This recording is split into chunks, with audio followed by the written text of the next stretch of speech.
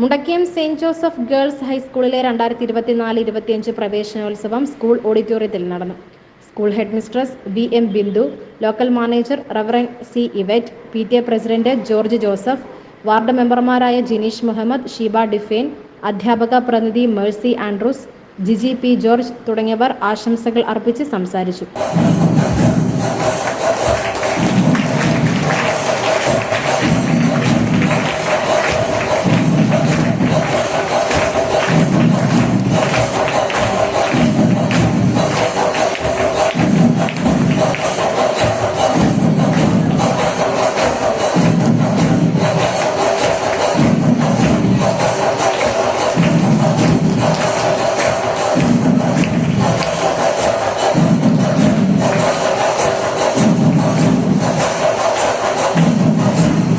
തുടർന്ന് കുട്ടികളുടെ വിവിധ കലാപരിപാടികളും നടന്നു.